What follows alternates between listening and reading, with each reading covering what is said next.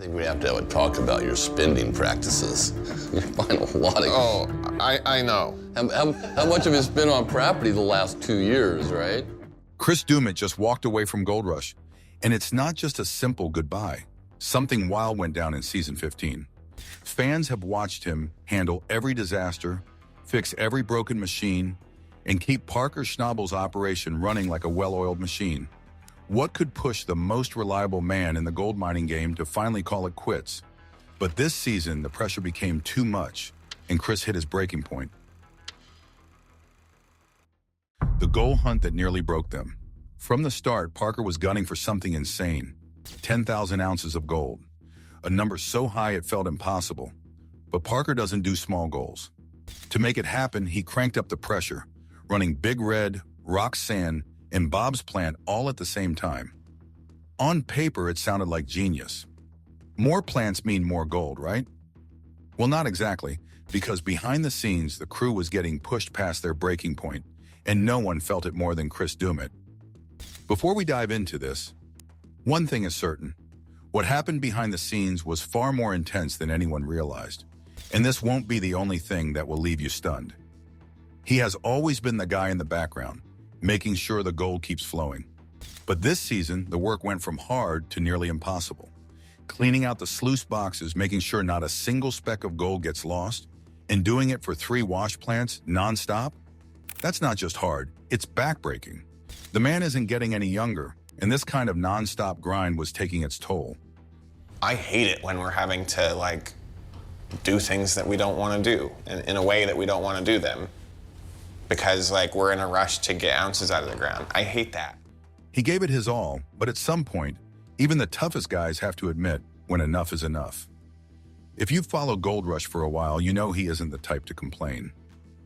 But this season, he didn't have a choice.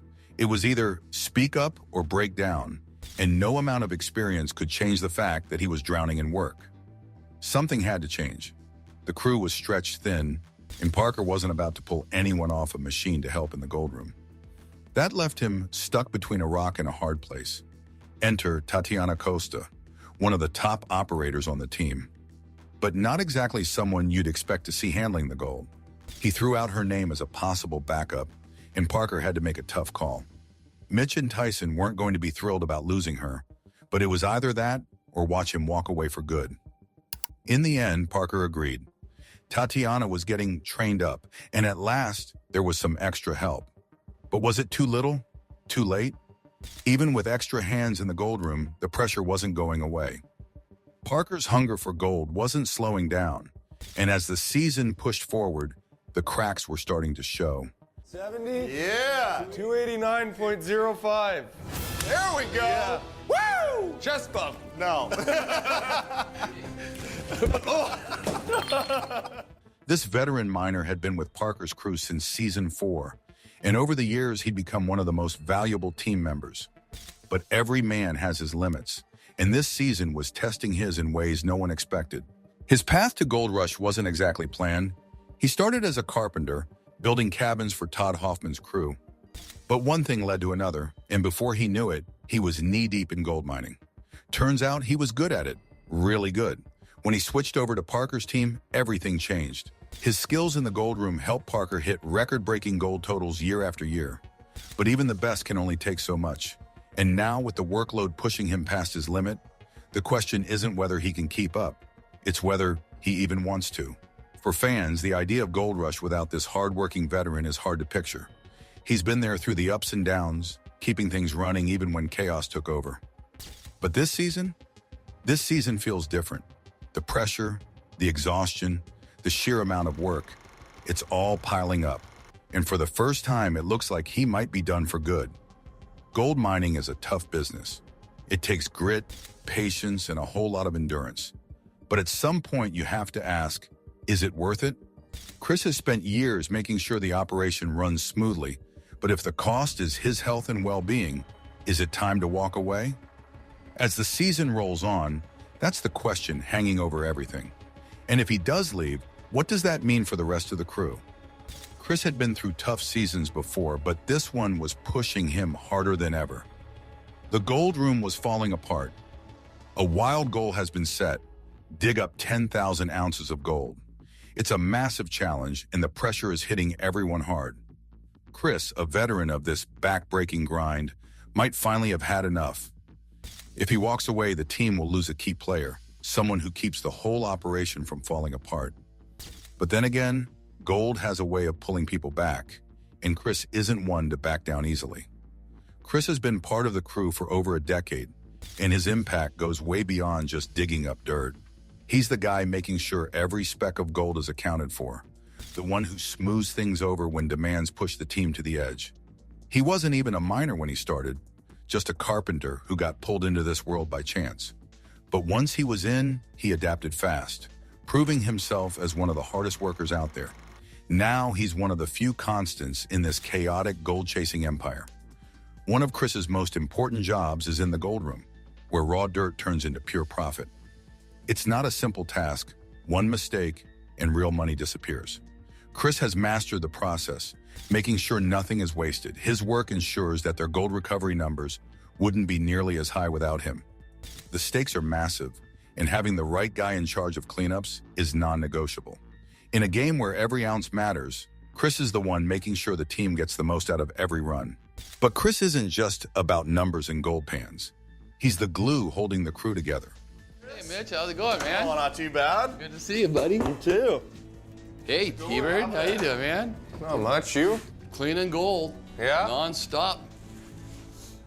Mining is exhausting. Long hours, brutal weather, and constant equipment failures make every day a battle. Tensions rise, tempers flare, and high expectations don't make it easier.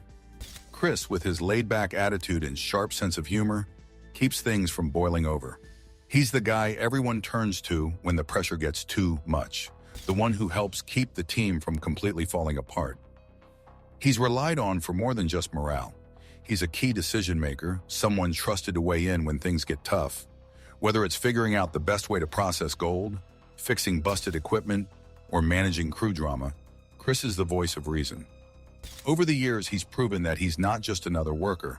He's an essential part of why this operation stays afloat. The real test came when an extreme challenge was pushed forward.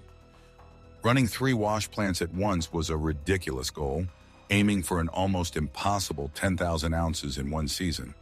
It was chaos, and Chris took the hardest hit.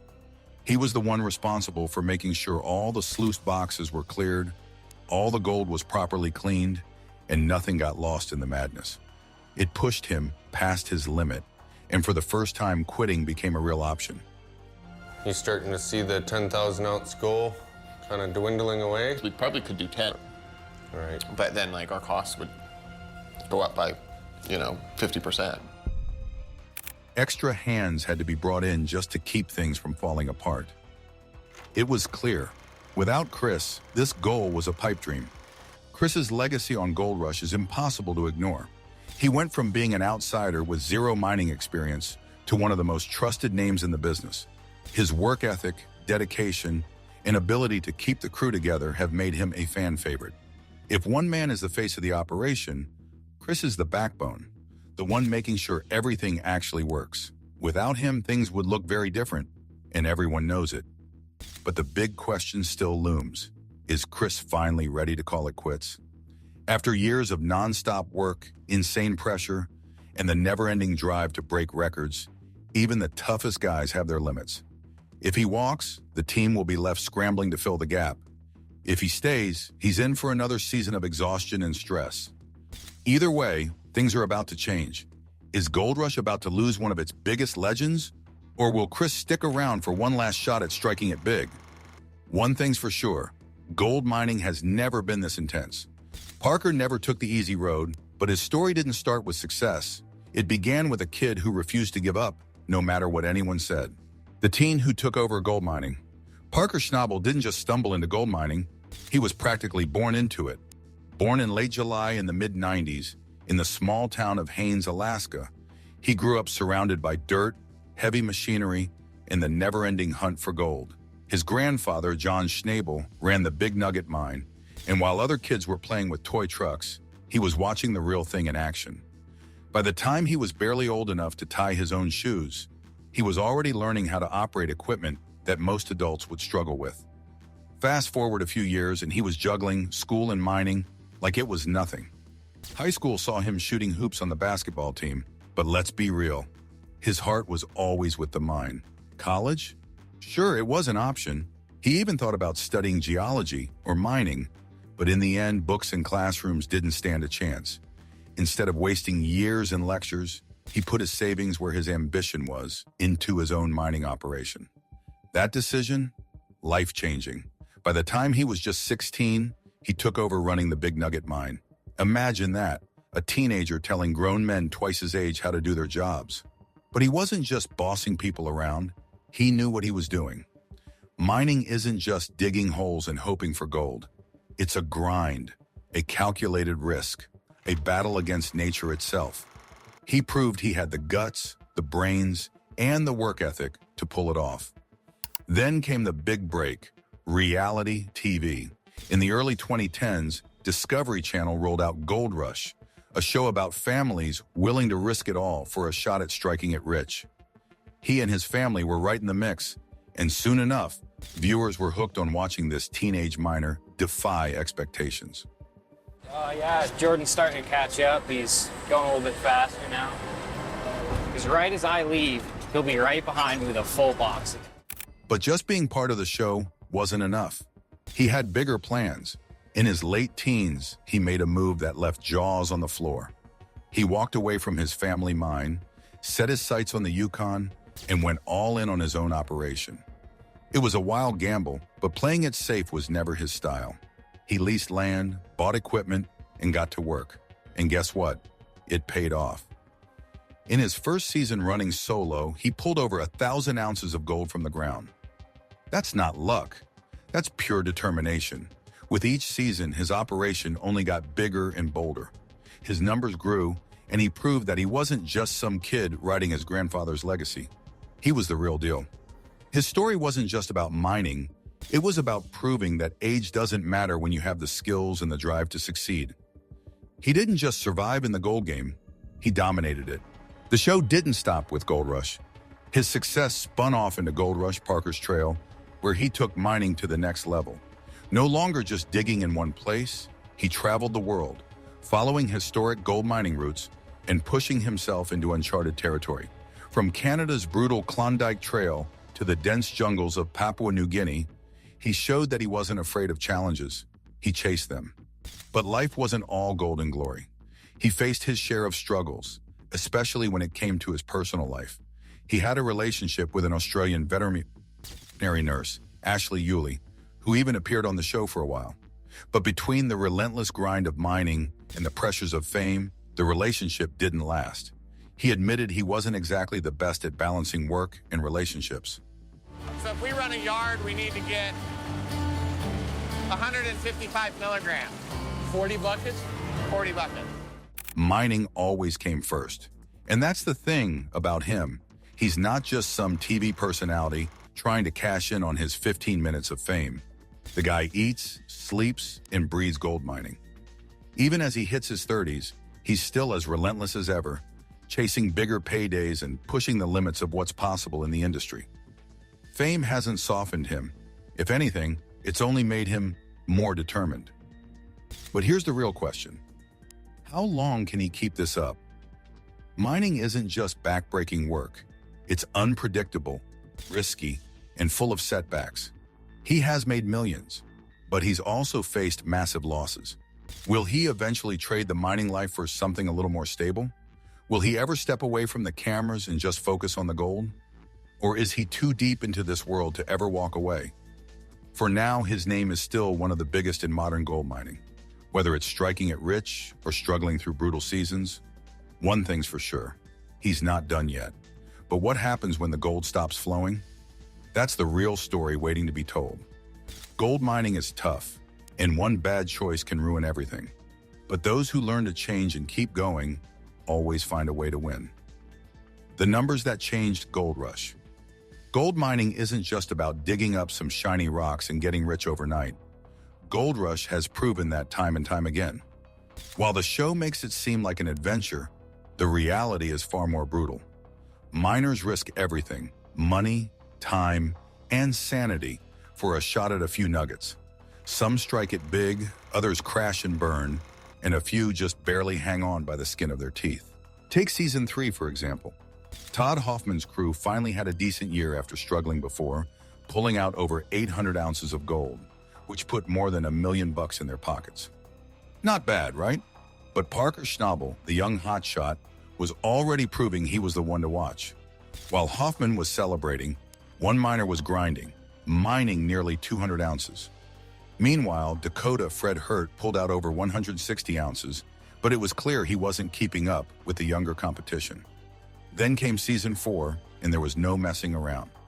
Leasing land at Scribner Creek, the work began, leading to over 800 ounces in one season. If that wasn't enough, he and Rick Ness went all in and pushed their total to over 1,000 ounces, shattering Hoffman's records and making him look like an amateur. At this point, it was clear there was a new leader in the gold rush, and Hoffman was just trying to keep up. Season 5 rolled around, and the numbers made everyone else look silly. More than 2,500 ounces of gold were pulled in, raking in close to $3 million. The Hoffmans, still struggling to stay relevant, managed to mine over 1,300 ounces, making over $1.5 million. Not terrible, but compared to the top miner, it was like watching a kid trying to outrun a race car. Things really heated up in Season 6. Tony Beats, the grizzled old-school miner, got in on the action with his family, hauling out over 700 ounces using a dredge that was older than some of the crew members. But there was no slowing down. Over 3,300 ounces were mined, worth nearly $3.5 million. The Hoffmans finally had a decent year, pulling in just over 3,000 ounces, but they still trailed far behind. There's no gold in it, we're wasting a lot of time. But it's just very different ground than we've been mining. By Season 7, the numbers were simply in another league. The team pulled in more than 4,300 ounces, worth over $5 million. Meanwhile, Tony Beats and his crew, working their dredge system, managed just over 2,000 ounces. The gap was growing, and one miner was setting the pace. Season 8 was yet another dominant year. The team mined over 6,200 ounces, worth a whopping $7.5 million. Tony Beats stayed consistent with over 3,600 ounces, bringing in over $4 million. The reign was undeniable, and it was clear who was outthinking and outworking everyone else. Then came Season 9, where a goal of 7,000 ounces at Scribner Creek was set. Not only was that goal reached, it was blown past with over 7,400 ounces mined, worth close to $9 million. Rick Ness, trying to prove himself after stepping out of the shadow, just barely scraped past 1,000 ounces. Meanwhile, Tony Beats fell short of his 6,000-ounce goal, mining just under 4,400 ounces. Another win for the leader, another frustrating season for the rest. Season 10 showed just how smart the top miner had become. Even though the total fell 200 ounces short of the previous season, rising gold prices meant more money in the end. By the close of the season, over $10 million in gold had been mined. Meanwhile, Rick Ness struggled after relocating to Duncan Creek, barely breaking even. Tony Beats had to move his operation to Paradise Hill, but still managed over 2,200 ounces. The competition was still there, but one person was playing chess while everyone else was playing checkers. Fast forward to Season 14, and a goal of 5,000 ounces was set. Did that goal get met? Of course not. It was shattered. By the end, over 7,300 ounces were mined, worth nearly $15 million. Meanwhile, Tony Beats, despite aiming for 6,000 ounces, faced setbacks and ended up with just over 3,000 ounces.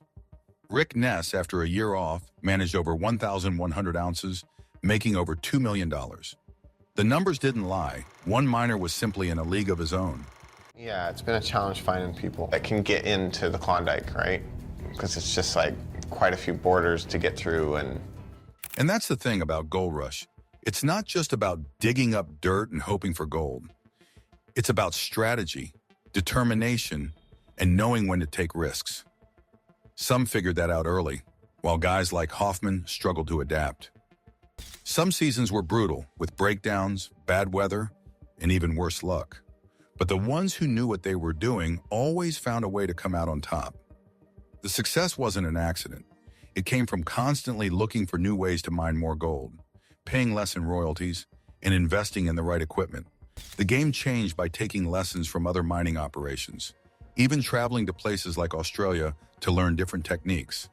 That's why winning kept happening season after season, because there was never a fear of change. Sure, Gold Rush makes gold mining look dramatic, but it also shows just how ruthless the industry can be. One bad season can ruin you. One wrong decision can set you back years, and one big find can change everything. Parker Schnabel figured out the winning formula, and as long as he keeps making smart moves, the gold will keep piling up. With every new season, viewers tune in, waiting to see if new records will be broken, if Tony Beats will finally catch up, or if someone new will rise to the top. The gold is still out there, but only the smartest and toughest will ever get their hands on it. Did Chris Doumit leave Gold Rush because of the intense pressure? Or is there a bigger story behind his shocking exit? Tell us what you think, and remember to like and subscribe for more.